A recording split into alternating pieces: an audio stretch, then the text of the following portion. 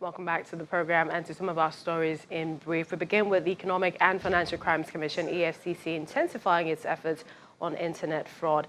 And one major move the agency made is to announce its collaboration and partnership with the Federal Bureau of Investigation, FBI.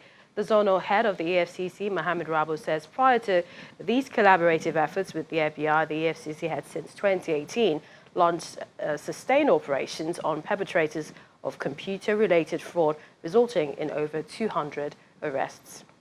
Over in Lagos, the State House of Assembly has inaugurated a committee to probe the purchase of 820 buses by the immediate past government under the leadership of Mr. Akinwumi Ambode as governor.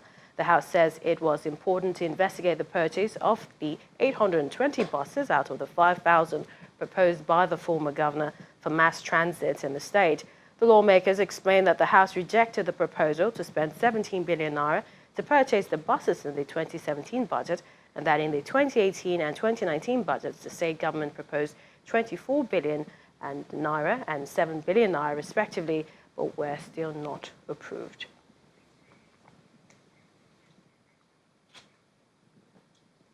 Against the background, lingering controversies on the point of collation during the election exercise in Nigeria, we hear the Center for Democracy and Development, CDD, is addressing some of the contentious issues during and after ballot at a press conference in Nigeria, and we'll be hooking up to our correspondent on the latest. But let's get the perspective of the Independent National Electoral Commission, INEC, and we're being joined on the challenge and possible solutions to the process. Mr. Festus Okoye, National Commissioner, joins us from our Abuja studio. I'd like to thank you for joining us. Tell us, what is INEC doing now to make our elections much better, and especially to reduce the incidences of electoral malpractice to the barest minimum? Well, as, in relation to the issue of the collation of election results, the Independent National Electoral Commission has what I call limited and circumscribed discretion in the collation of results. If you look at Section 73 of the Electoral Act, it makes provision for what is called step-by-step collation of election results, and also gives the Independent National Electoral Commission the discretion to issue regulations and manual in relation to how results from polling units to the ward collation centers or registration area collation centers to the local government collation centers, to the state collation centers, and also to the national collation center should be collated. And if you look at sections 27 to 51 of the regulations and guidelines issued by the chairman of the Independent National Electoral Commission on the 12th day of January 2019, you will see that we made very elaborate provisions in relation to results collation. If you also look at Section 27 of the Electoral Act, you will see that the places where results should be collected and the places where results of elections should be announced has already been clearly delineated by the law.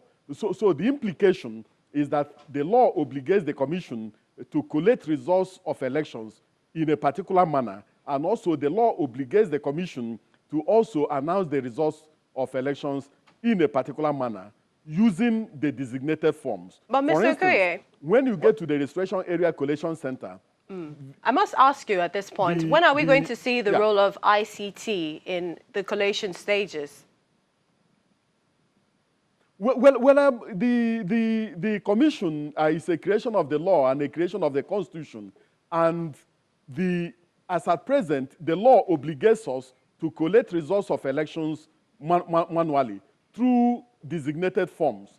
So until the law and the framework for the collation of results is amended by the National Assembly, we are still going to collect results of elections in the manner prescribed by the Electoral Act and by the relevant regulations and guidelines. But that does not mean that the Commission is not working proactively to make sure that the collation process becomes more transparent and also becomes slightly much more organized. So to that particular extent, we have what we call collation support and result verification officers working with the collation officers to make sure that at least the results of elections reflect what was done at the polling units. All right, Mr. Festus Okoye, we'd like to thank you for your time. A lot of people are looking forward to the best outcomes of elections, especially for the Kogi and Bayelsa governorship elections coming up. Thank you for joining us. Well, outside Nigeria, ahead of the opening ceremony of the Tokyo International Conference on African Development, TICAD 7 in Yokohama, participants are meeting to finalize the blueprint for the opening ceremony and plenary today. They expressed confidence that the forum will provide windows of opportunity for the African continent. Our correspondent Ibrahim Adra has more. The Pacifico Yokohama is a beehive of activities with the opening ceremonies of TICAD 7 only hours away. Preliminary meetings are holding in several halls. Discussions cover a wide range of issues and provide the blueprint for the plenary. In all, participants believe Africa needs the conference. I'm optimistic that this is not just going to be another conference that people attend and go back with the same ideas or just claim that they went for a conference. So I would like to believe that we'll be able to see some change, especially in the youth space. I see a lot more young people than I expected to see. The journey might be long, but I think the light is out of the tunnel.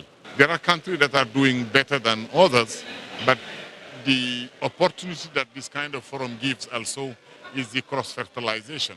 How you can take good practice from here and get it for some other country or take it to some other country who can learn from this. And I think that's the part that we value most in terms of exchange, in terms of benefiting from what is working somewhere else or from what has been a challenge somewhere else so that country could avoid it. We are talking about agriculture, we are talking about diversification.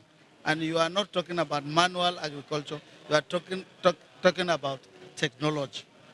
Japan is also home of technology. And so we brought in people to also take advantage of some of the investments that we are going to take away from here back to our various states and, of course, the country. The Nigerian ambassador to Japan expresses delight that President Buhari is attending the meetings and sees a lot of gains for the country. We can learn from Japan how the interface between the institutions, the tertiary institutions and research institutes, how the interface between them and the industry has played, that has brought about this massive development in science, technology, and innovation.